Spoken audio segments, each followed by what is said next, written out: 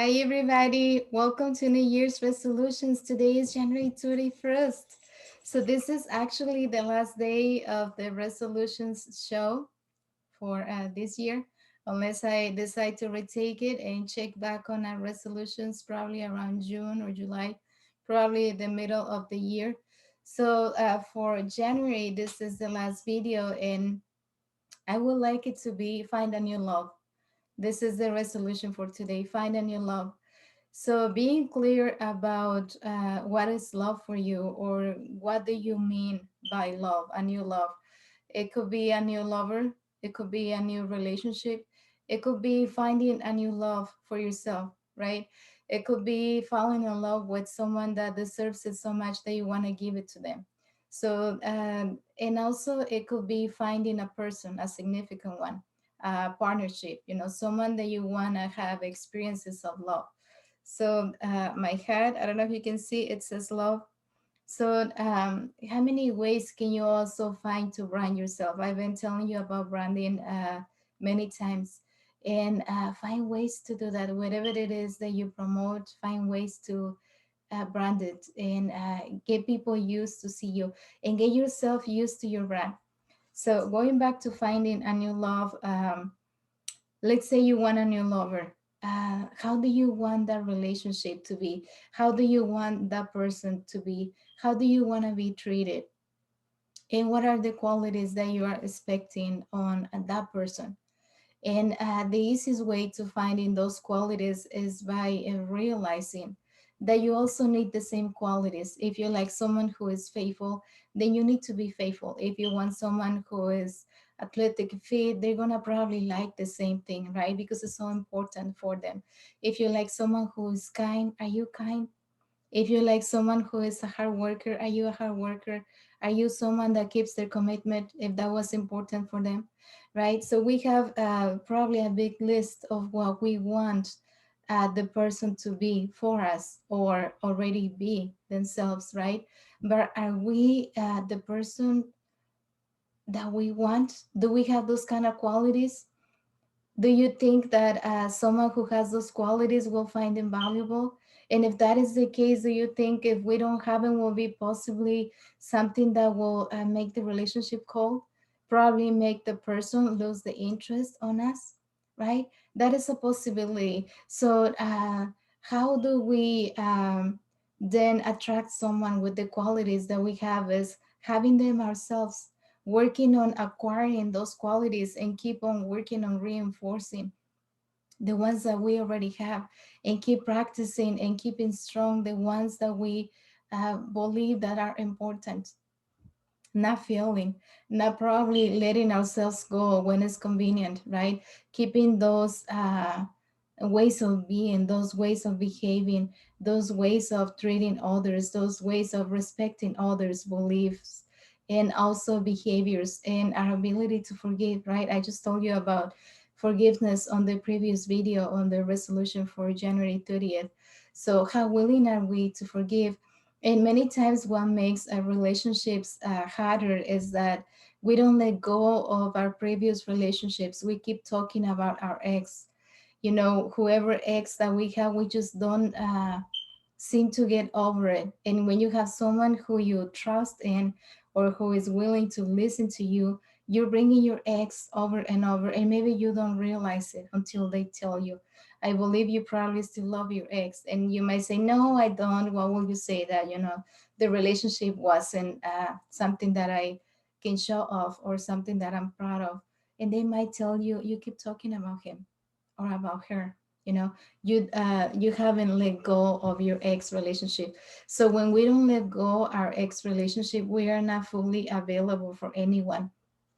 So we don't give the fully individual that we are, because we are held back with our exes, with our past relationships, with the person you had a child with the person who you had an abusive relationship, with the person who cheated on you, with the person that mistreated you, with the person that sent you to the hospital, right? We still have those attachments that we don't let go. So by us not letting go our attachments to the past and our past relationships and our past struggles, we're not really fully opening the door for a new person because it's like we are unavailable, right? It's like they get into our house, but sometimes we go into our room where we lock the door and they cannot come in. That's when we go and talk about our ex, right? Because we are inaccessible. It's like us going into the bathroom and closing the door because we're using the toilet, right? We keep on pooping our old experiences into our new experiences, and that causes a bad smell, right? We don't smell good to them. We're not attractive. It's not like when we are new and it's a fresh relationship and you are enjoying with them. It's like when you are doing that, it's like you just put a cologne on you, you just put lotion, you just shower, right? Everything is fresh, it's beautiful, it has the potential to grow into something better. But once when we get ourselves wrapped up about our ex relationships, that most of the time they're ex relationships for a reason or many reasons, and we keep talking about how bad it was, it tends to get people tired, it tends to get people disappointed, because as much as they are nice to you, you keep on talking about your ex, right? So it's like it doesn't matter how many good things they do for you, you're still talking about your ex who apparently mistreat you, but you cannot forgive. And also you cannot forget, right? You keep on talking about your ex with your new relationship, so that could possibly make someone call and make someone probably look for an alternative, for their expending of time or their expending of energy, or also money, right? They may not want to spend their money with us, they might not want to take us out to a nice dinner or bring us over to their family because we're just too attached to our past relationship. And it happens many times with women, when we had a husband, we keep talking about my ex-husband, and you probably have a boyfriend for years, and the boyfriend kind of doesn't know how to move into your husband because you don't stop talking about your husband, right?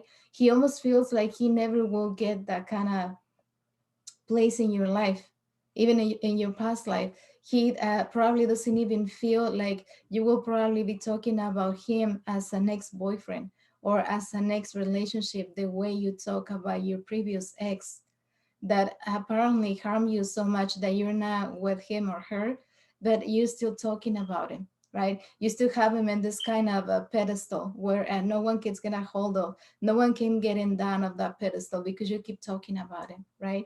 So many times we get stuck into our past relationships and we don't let him go to the point that affects our new relationships, and it causes just pain for them, and we probably don't realize. I remember I had a friendship with a guy I met at a dance club, and all we did when we talk on the phone, we talk about our exes. That was our connection. He will tell me about his ex, and I will tell him about my ex, and that was the way of connecting that we have, so we weren't able to do a relationship that was further than friendship because our connection was talking about our exes, right? We seem to be wanting to tell each other, I don't see you like I see my ex. You don't have the potential to become even my ex, because to become your ex, you first has to be the significant one. You had to be the significant one at some point, in order to become an ex. So when we keep talking about our exes, and that's the connection that we have, we're sending the message that I don't see you as a potential uh, person, that eventually will be my ex. It's like almost they're not even able to jump into a temporary chance. And it's almost like you will value people only after they are your exes. They feel like they're going to be valued after they are your ex, or at least when you will be talking about them. Telling someone else how they harm you, how they mistreat you, how they were not good enough, in which many ways they fall on short with you, right? It's almost like when people die, and then when people finds out that someone died, how the person eventually becomes an angel, even if they were a criminal, right? Because poor him or poor her, they did this because of that. Oh, they did this because they have this kind of childhood. They did this because his dad used to mistreat him or abuse him. They did this because in school he was mistreated, or his mom didn't love him, right? We have all those ways of having compassion when people passed away. It's like almost what happens with our ex relationships, right? That they get almost forgiven for everything that they did. It's almost like we are telling the new person a no movie, right? It almost seems like it doesn't hurt anymore. Like we kind of killed that person when we split it from them and we became exes. Now we can talk about the pain they did to us because it doesn't seem like it's hurting anymore. We're just talking about an old movie that happened in our life, right? And we know we are not in the old movie, but we keep on bringing it out to the point that people who is close to us get tired. They know they're not a potential partner. They know they are not a potential important person in your life. They're not a potential business partner. They're not a potential friend. There's people who only sees us as their employees. They don't see us as equal. They don't see the potential on us having some type of wealth or some change in life. They always look at you like they're someone who serves them, right? And I don't like when I get the feeling from people. If I'm doing a service on someone, let's say I'm doing lashes on someone, but they only see me as someone who serves them, right? And lashes or lashes extensions is not all what I do. I also read in books. I am an author. I am a speaker. I am a life coach. I am business coach. I am a spiritual teacher. So there is this other talents that I have uh, that make me much greater than a lash artist, right?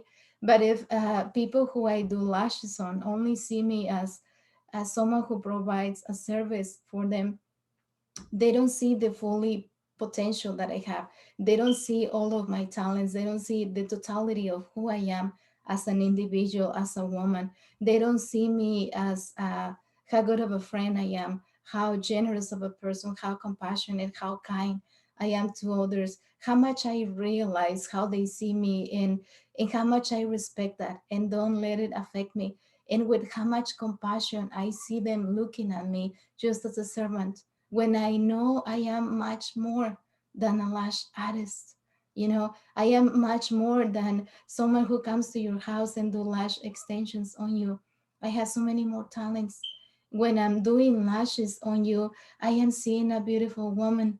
When you are telling me aspects of your life, I have so much love and compassion and admiration and Howie, for you, for the woman that you are, for everything that you have encountered in your life. I have so much respect, so much appreciation for me having the opportunity to be listening to you, to your struggles, because that helps me create my talks, my videos, my presentations. It helps me write my books.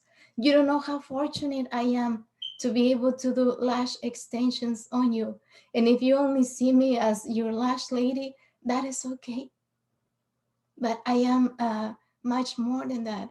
And that is what happens when we have relationships with people.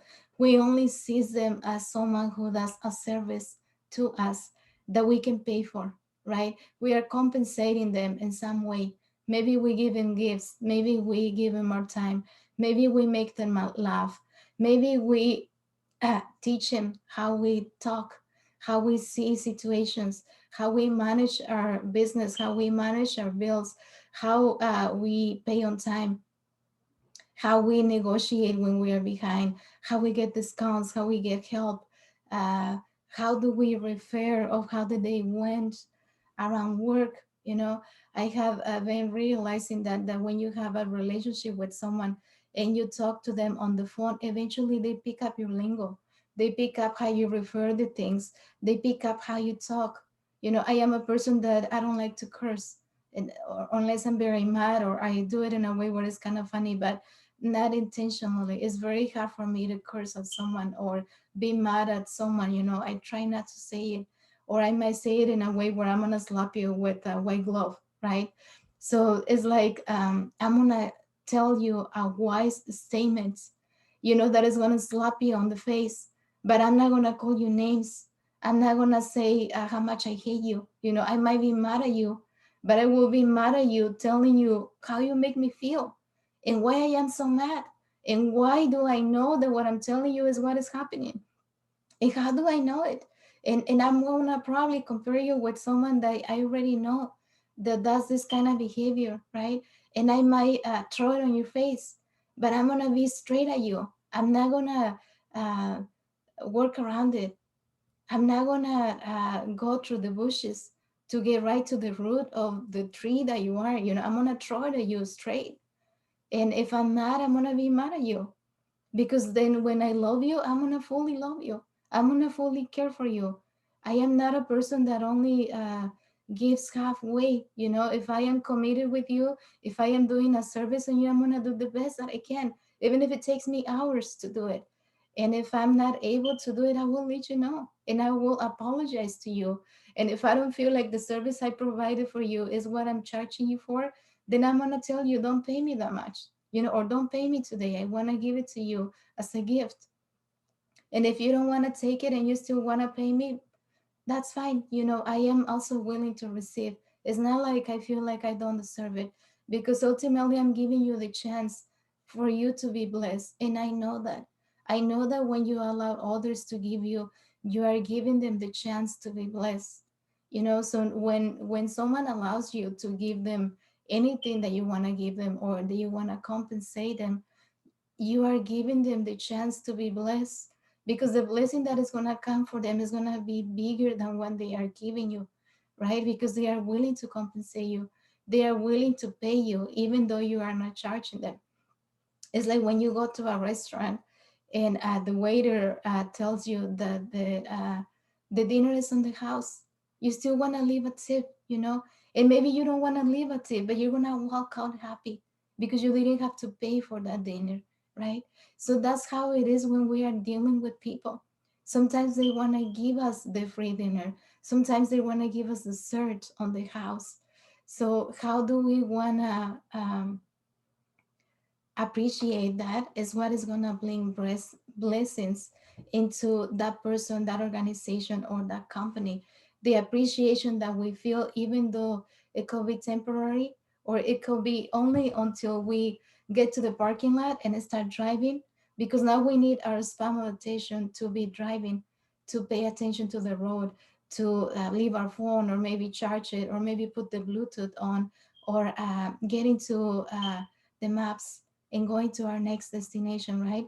Because even though we know where we're going and where we are going, and we probably know the way because we've been there many times, what the maps does is telling you if there is a traffic, if there is a street that is closed, and it's probably redirecting you. So if you didn't have that direction on the maps, you will not know that probably the exit where you exit on the freeway is closed due to construction, right? But the satellite on the map is going to tell you that. So once when we get into the car and we choose another destination, it's not like we are not grateful anymore for what someone gave us. Is that our span of attention changes for what is required for us to pay attention to because our life depends on it, right? And not only our life, but also the lives around us. Because any time that we are not paying attention, we could cause an accident, and sometimes people die very easily, especially people who are older and children too. All of us can die so easily. So what kind of vehicle are you driving that can possibly cause a big impact, excuse me, on another vehicle, right? So we could possibly be harm for someone else. We could possibly be harm for someone else, right? So in the same way we go to the parking lot and grab our vehicle, that's how also we can potentially interact in our relationship, right? And finding a new relationship, we can potentially harm the person if we are not careful, if we don't pay attention. to what we're doing. If we don't pay attention to the signals that the panel on your car is telling you, shaking engine, oil change, low battery, um, your fuel is about to finish, right? You only have 50 miles, and then there is another light, 25 miles, right? And even another one probably for 5 miles. I don't know what kind of car you drive. I don't know what are the alerts that you are getting as you are driving. It could be a low tire, right? So when we enter into a relationship, sometimes we're not paying attention to those alerts that the significant one or your potential um, significant one is giving you, right? We're not paying attention to the alerts. We think, I can take care of it later. Maybe when I get the alert on the car, there is still 30% uh, of energy there, or is 30% of uh, service that I can probably get out of it, right? There is a remaining percentage on the alert I'm getting. I still have time to fix it, right? So many times we are ignoring these alerts because we think we can get to the next light, to the next gas station, to the following day where you can go to a car center or a mechanic to get it fixed, right? So sometimes we let him go. So what happens when we are so busy and we let the alerts go that we forget? And eventually, the incident or what the alert that you ignore is going to cause a consequence, right? That you are encountering because you didn't pay attention, you let it go, right? And it can be our car breaking, costing us more money. And so that's what is going to happen with a relationship. If it breaks, it's going to cost us more damage, more situations that could probably be affecting our life, from there and on. And I'm not trying to tell you stay with people where they are harming you, because that will be like allowing yourself to be on a vehicle that is on fire, right? It will be like telling you when you encounter an accident and your car gets on fire, stay in the vehicle, right? Because that will be like telling you it's okay if you die. I don't care if you die. I do care if you die. I don't want you to have the accident. I don't want your car to be on fire. Least I want you to stay inside the vehicle. You need to be out, right? Soon as you have the crash, as soon as you are safe, you need to open the door and look outside and see when you're safe, and get out of there as soon as possible and rescue whoever it is that is with you. If you are a mom or a dad and you have kids, soon as the accident happened and your relationship crashes, you need to rescue your kids. You need to rescue yourself. You need to rescue whatever it is that you value. If you have a purse, if you have a wallet, your car keys, whatever it is that you need to survive. And if it's only you who you can rescue, then just do that. If it's a dangerous situation, we don't want to lose our kids. We don't want to lose anyone who is a passenger in our vehicle, of course. But if you can only save yourself, you can only save yourself. If you don't save yourself, you don't want to be making them company if they pass away. As much as it's hard, as much as you love them, right? Our instinct is survival, and sometimes we have heroes that want to save us instead of saving themselves, right? Situations might happen that way, and sometimes our way of saving others is breaking up from relationships that are not healthy, that are not fulfilling, that are not what you deserve, that are not what you thought it was. And it's our willingness to move from relationships that are not what they used to be, that are not what we believe is what we wanted. We change and we grow apart so fast. So finding a new love, you're probably even thinking if that is worth it, if that is something that you want. And finding a new love is not for everybody. And finding a new lover is a way of seeing yourself in company, of a company that you will enjoy, of a company of someone that will correspond to your feelings, that will want to be with you in the way you want to be with them. That's how you're gonna be feeling fulfilled. Love is a two-street way. It's like just when you're driving, we're going in opposite directions, but we are in the same street.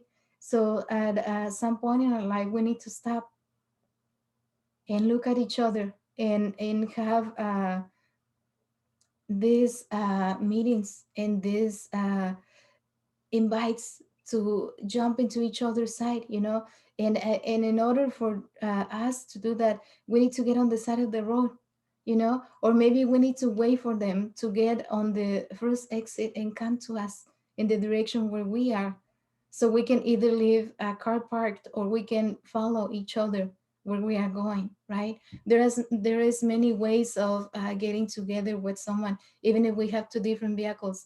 You even follow them or they follow you, or you leave a car parked and you go together in one vehicle. And then when you are done with the event or the situation where you are, then you come back for your other car, right?